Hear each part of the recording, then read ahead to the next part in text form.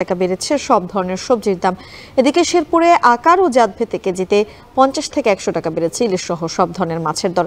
এ নিয়ে আরো জানাতে কুমিল্লা নগরী টমছম ব্রিজ বাজার থেকে যুক্ত হচ্ছেন মাসুদ আলম ও শহরের নবীনগর হাজির বাজারে আছেন জাহিদুল খান সৌরভ। প্রথমে যাচ্ছি মাসুদের কাছে। মাসুদ, জানাবেন বাজারের সবজি সরবরাহ কেমন দেখছেন?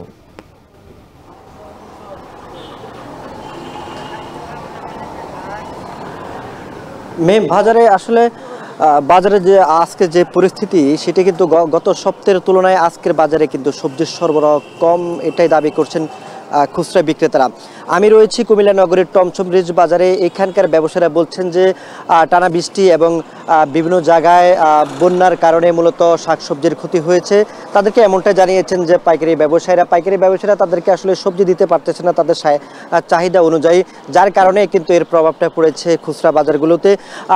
আমরা দেখেছি যে গত কালকের বাজার বা এর আগের বাজারের তুলনায় কিন্তু সবজি বেড়েছে। তো যেগুলি সপ্তাহের ব্যবধানে প্রায় 15 থেকে 20 টাকা বেড়েছে।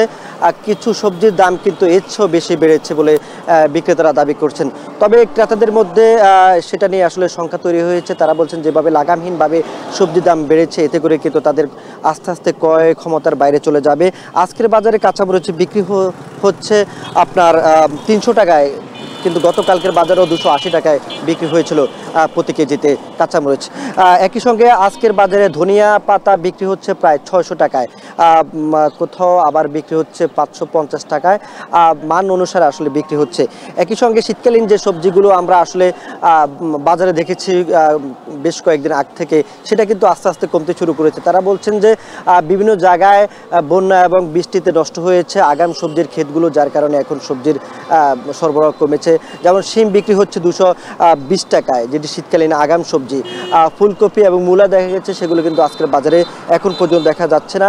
একই সঙ্গে শসা বিক্রি হচ্ছে 80 থেকে 85 টাকা, টমেটো বিক্রি হচ্ছে 160 টাকা, বরবটি বিক্রি হচ্ছে 125 থেকে 130 টাকা, বেগুন বিক্রি হচ্ছে 80 টাকা, আলু বিক্রি হচ্ছে 5 টাকা বেড়ে আজকের বাজারে 60 টাকা বিক্রি হচ্ছে।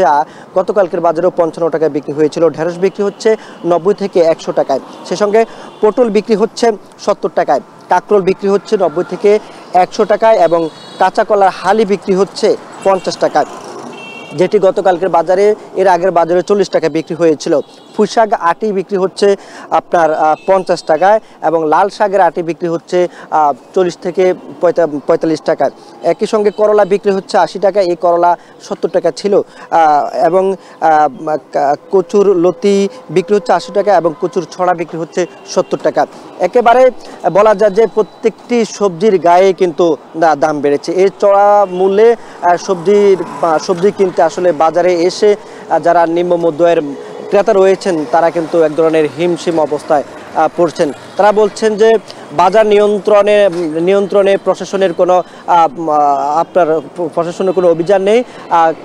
জেলা প্রশাসন এবং খাদ্য বিভাগ ভোক্তা অধিকার যেন বাজার নিয়ন্ত্রণে কাজ করে, তা না হলে কিন্তু আসলে তাদের আসলে ক্রয় ক্ষমতার বাইরেই চলে যাবে বাজার। তো মেমে ছিল কুমিল্লা থেকে। এবারে আমরা যাব নবীনগর হাজির বাজারে আছেন সহকর্মী জাহিদুল খান সৌরভ, তার কাছে। সৌরভ, দাম বাড়ার বলছিলাম যে দাম বৃদ্ধি হয়েছে, সেই দাম বাড়ার কারণ কি বলছেন বিক্রেতারা?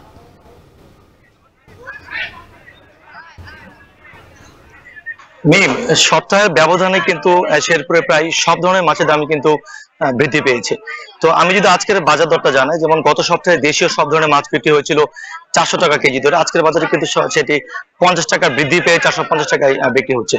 এছাড়া চাষের মাছও কিন্তু আমরা দেখেছি 50 টাকা বৃদ্ধি পেয়েছে কেজিতে।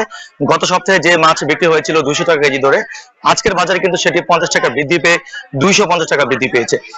এছাড়া যে চাষের শিং রয়েছে বড় সাইজের, সেটিতেও কিন্তু 50 টাকা বৃদ্ধি পেয়ে 300 টাকা থেকে 350 টাকা বিক্রি হচ্ছে আজকের বাজারে।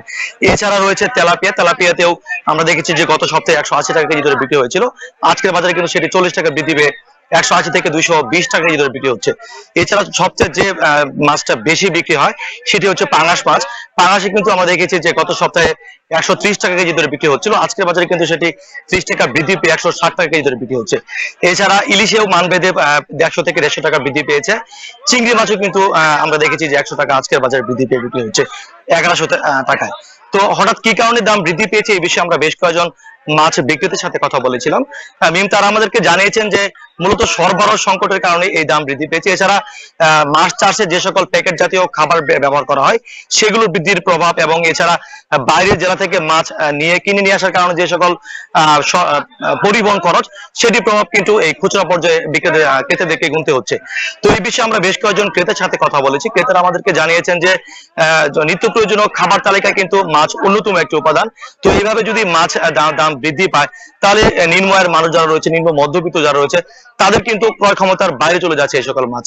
তবে তারা বলছেন যে যদি বাজার নিয়মিত মনিটরিং করা হয়, তাহলে হয়তো এই মাছ ক্রেতাদের নাগালের মধ্যেই থাকবে। তো এই ছিল শেরপুর থেকে মাছের দরদামের সর্বশেষ তথ্য আমার কাছে। কুমিল্লা এবং শেরপুর থেকে আমাদের সঙ্গে সরাসরি আমাদের সহকর্মীরা যুক্ত হয়ে জানাচ্ছিলেন সবজি ও মাছের বাজারের দরদাম সম্পর্কে। শেরপুরে বাণিজ্যিকভাবে আবাদ